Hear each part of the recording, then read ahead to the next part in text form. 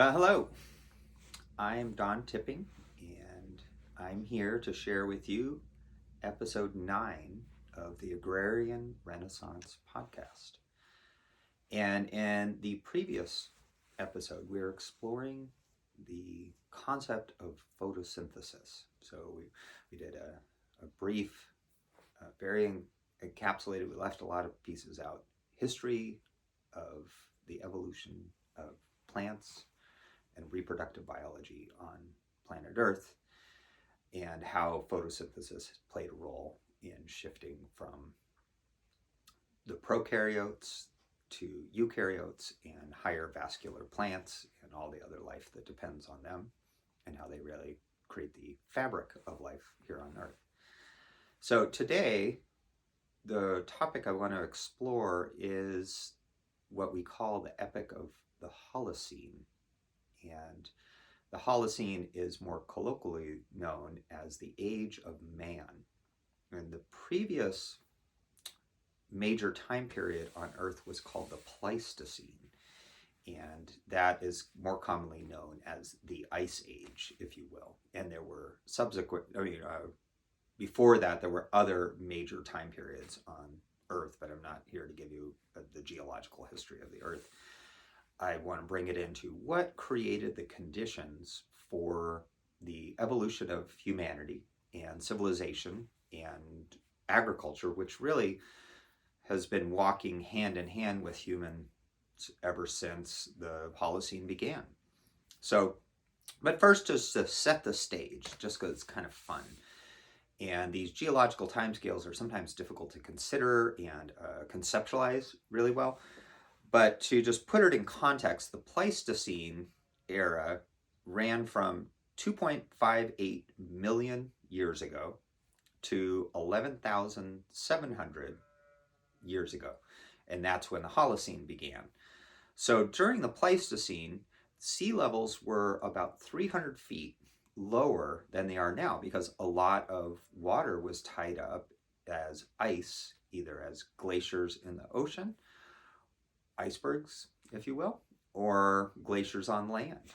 And so if you go back to your kind of recollection of history, that's the reason the Bering Strait land bridge was open for early humans to migrate from Eurasia to North America, because the sea levels were so much lower. 300 feet would be major.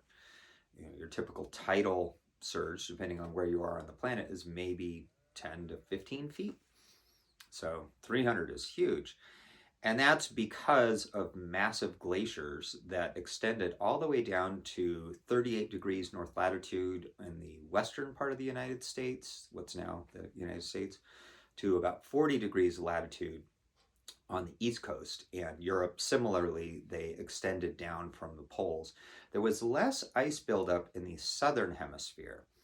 And we won't get into that because, again, this isn't a geology lesson, but it's helpful to just understand some of the forces that were at play that opened up the opportunity for humans to migrate into new places. So the major ice sheet that was in the East Coast, the northeast of the U.S., and all of Canada, was called the Laurentide ice sheet.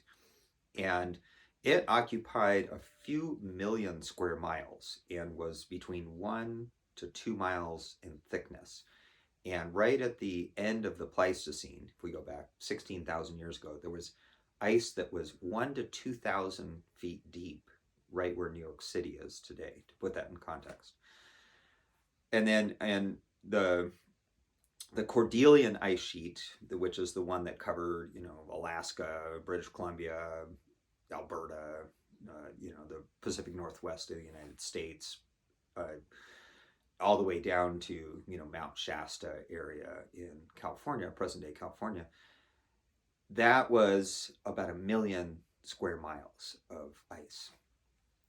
And so as that began to retreat, and so to continue to set the stage, right there before we shifted from the Pleistocene to the Holocene era we had what was known as the Younger Dryas. And the Younger Dryas period is named after a boreal wildflower that's Latin name is Dryas octopetalia.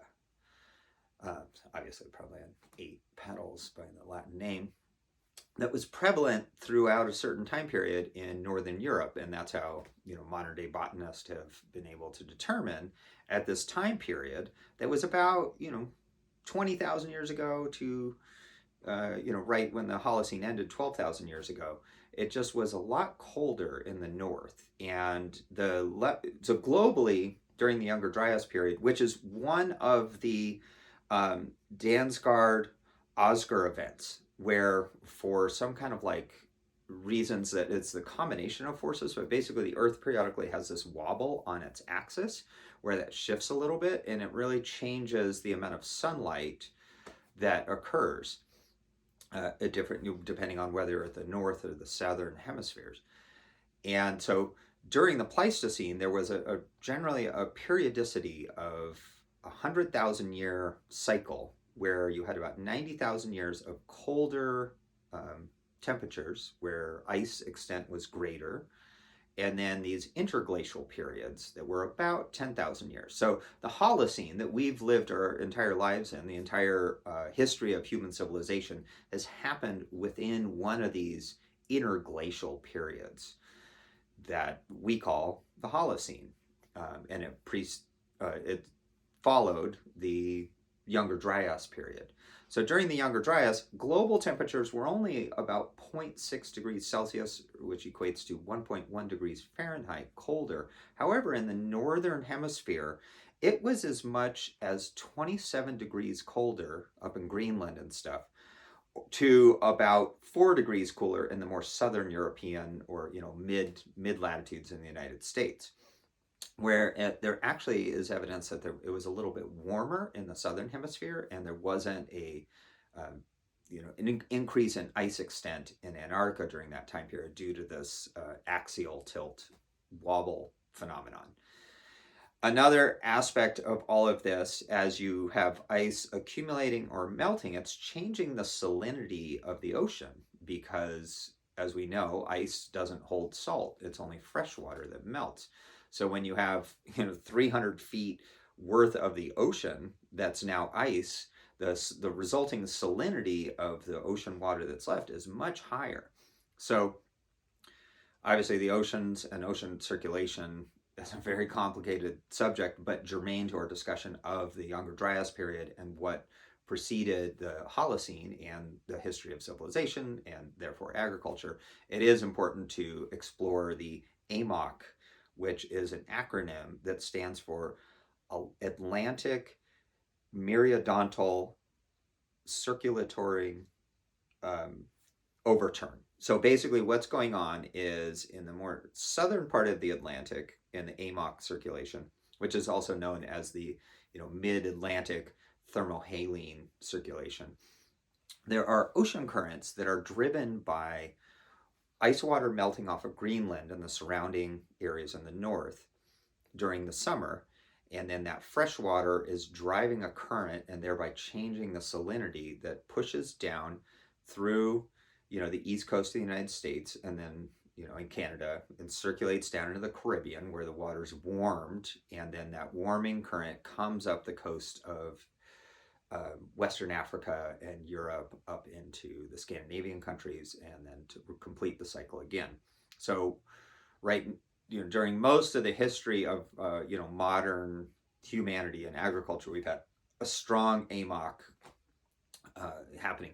With the amount of glacial melt, we're actually watching this diminish, and there's many people that believe that we're nearing the end of this interglacial period that we call the Holocene. Modern thought leaders coined this term the Anthropocene to basically describe this time period wherein modern humans and our technology is dominating the earth. I think that's a bit of an erroneous term and inaccurate to be placed as a geological epoch. The Pleistocene describes this massive time period during which huge forces occurred. climatically, geologically, volcanically, the axial tilt, that kind of thing. Obviously, asteroids and meteor impacts occurred during this time period as well. So anyhow, we might be, and it's I think too early to call if global warming is really the result of us just going back like this, these ocean currents collapsing, which that is what's happening to this Atlantic thermohaline one, is it's collapsing as there's all this fresh water pouring off of Greenland and changing salinity, and those currents are weakening. So it's not bringing as much warm water from the Caribbean up the coast. But anyhow, that's a whole other topic. And there's tons of information out there on the internet if you want to explore that. And a lot of these things, we keep finding more information as we get better with LIDAR, ground penetrating radar, better DNA analysis, and just also pushing back against legacy scientists who developed theories in the 1800s that we're now discovering are just untrue. However, that sets the stage for the Holocene, which means the glaciers began to retreat and land became available. The climate began to warm, particularly in the north. So if we think about the history of humanity, that the ancestors of modern humans, Homo sapiens, originated in what is present-day South Africa and began to migrate out. So obviously South Africa is in the southern hemisphere and wasn't experiencing as much of a seasonal shift summer to winter as the north was during the younger Dryas that preceded the Holocene. So people were able to migrate and kind of explore Africa and speciate a bit from whatever ancestor species gave rise to Homo sapiens. And if you go back 5 million years ago, just to put this in context, humans, chimpanzees, gorillas, orangutans, and bonobos, the higher primates, of which we're all related, shared a common ancestor. So none of those existed. There were no humans, no chimpanzees, all that 5 million years ago. So we're now pre-Pleistocene. And as we move forward, all those began to speciate out, and we had, Authropicus and, the Devisonian species of human and other ones that we keep finding out more as we get better at DNA analysis and learning more about our early history. So these early hominoids began to move north and develop resilience through evolution, and whether they found food to eat and were able to successfully reproduce allowed them to move north. And there is now, mounting evidence of intermating between Neanderthals and Homo sapiens. And pretty much most of the people of Eurasia have Neanderthal DNA. So, it's a very small percentage. And there's increasing evidence that Neanderthals had high intelligence. They honored their dead through burial rites, just like early Homo sapiens did. So this whole saying like, you Neanderthal, which people say thal, but that's not how it's pronounced or spelled, is an inaccurate depiction of our ancient relative, hominoid relative. So they began to move north, and as new habitats opened up, they were able to move into Eurasia, up into Europe, and move westward. And there was these different out migrations of humans that, early ones that figured out how to get over to Madagascar, then figured out how to get across the Indian Ocean over to Indonesia, the Southeast Asia region, and the larger Austronesian region. And likewise, we keep finding more and more evidence of like, well, how did early humans get around? How did they move? Where did they go? I think a lot of the legacy models are crumbling because the DNA analysis simply doesn't support them. But my main point is during the Holocene, which, as a refresher, started 11,700 years ago. And as an interesting point, at Gobeckli Tepie, which is in modern day Turkey, which is an ancient Paleolithic site that's been discovered, which has puzzled anthropologists because it predates what we associate with the dawn of agriculture, which, ballpark era 10 to 12,000 years ago in the Fertile Crescent area. About 14,000 years ago, interestingly enough, in what's present-day Jordan in the Middle East, archaeologists have discovered toasted barley seeds that are 14,000 years old. And that's about how old they believe Gobeckli Tepie is.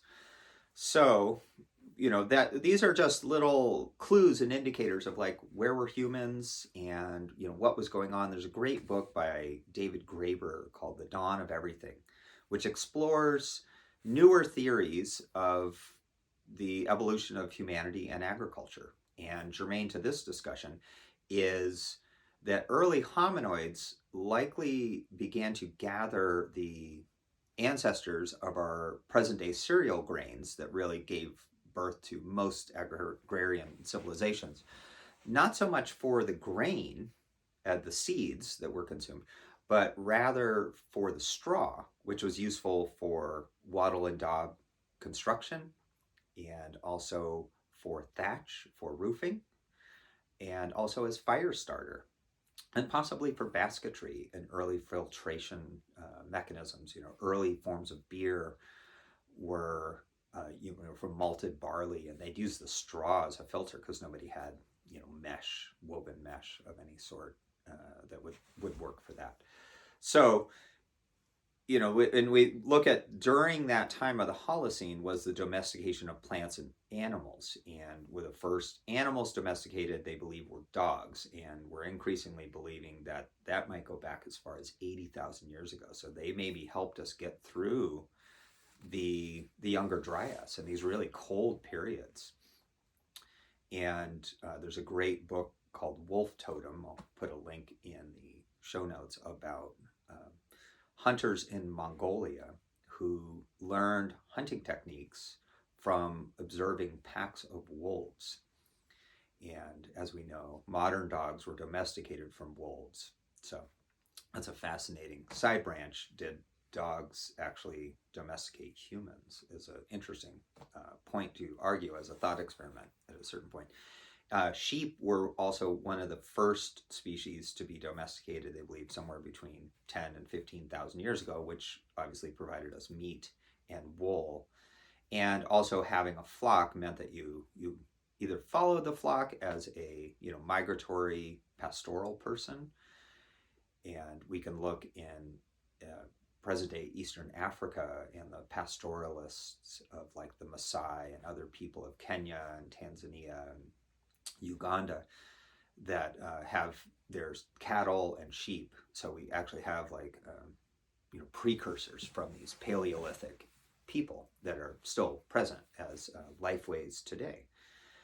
And over time, plants began to be domesticated, but there was always, I think, the subcurrent of hunting, fishing, and gathering occurring. People through that, or the early dawn of agriculture, didn't just shift from one to the next. However, they do believe in ancient Sumeria that, this is real Fertile Crescent times, which let's say 8,000 to 3,000 years ago, as proto-civilization was forming, that up to 85% of the diet that we can determine through analyzing the DNA of the remains of humans from that time, 85% was cereal grains. So that meant that people were forming agricultural villages and eating a lot of bread, basically, and probably like a flat bread, or a lot of it was consumed as a fermented beer of some sort. That obviously would be flat, no effervescence, because they had no way to contain it unless you got it fresh like a kombucha,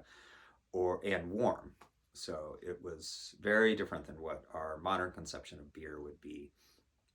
And likewise, the domestication of corn, maize, occurred over in Mesoamerica, around what's known as Oaxaca, Mexico, in the Mexican highlands, subtropical highlands today, and then spread. They believe that was about 6,000 years ago. And then the other major cereal grain besides corn and wheat was rice, and that domestication, they believe, occurred over in the Philippines, but more recent, around 5,000 years ago. The other significant grains, obviously, were like oats, rye, barley, teff in Ethiopia, millet and sorghum in different parts of Africa, quinoa, amaranth, huizatl in Mesoamerica, potatoes in the Andes. But way back then, to our ancient agrarian ancestors and even today, 70% of the calories we consume come from corn, rice, and wheat. And those were the first major civilizations of the planet. And wheat originated in two areas, Syria and Ethiopia. And I mentioned corn and rice already. I'll do another episode just focusing on those three grains because they are so pivotal to the evolution of civilization and agriculture, if you will. So there's just a very broad overview of how did we go from the Pleistocene to the Holocene.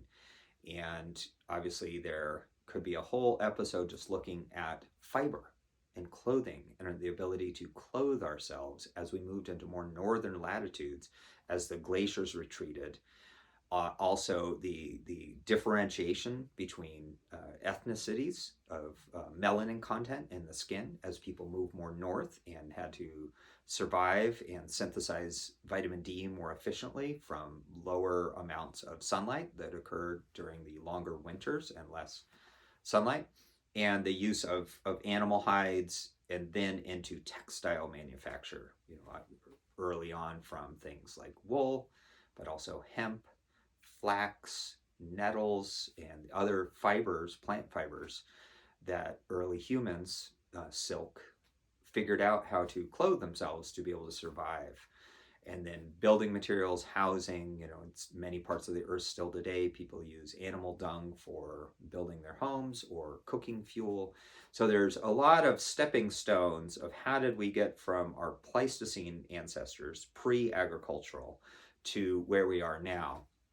And for the purposes of this podcast, I'm not really going to explore our Pleistocene ancestors much more than this, but I do think it is interesting to see, how rapid was that evolution, and I really think it points to the resiliency and the adaptation of the human organism that in a fairly short amount of time, 10,000 years, give or take a few thousand years, we moved from purely hunter-gatherer to a hybrid of hunter-gatherer to agricultural to nowadays your average human does virtually no hunting gathering, although most of the fish you consume is still a wild creature. Nobody's farming that. And some people eat wild mushrooms, some people hunt and fish, but that comprises probably globally less than 5% of the total caloric intake of humanity today. So 8 billion people is being fed by agriculture. So in 10,000 years, roughly, we went from zero of the calories coming from cultivated plants and animals to probably 95+%. And I find that fascinating, and that's why I want to explore this idea of the agrarian renaissance in further detail, because I do feel that there are a lot of clues from our ancestors, whether they be a generation ago or 100 generations ago, that may inform how do we move forward.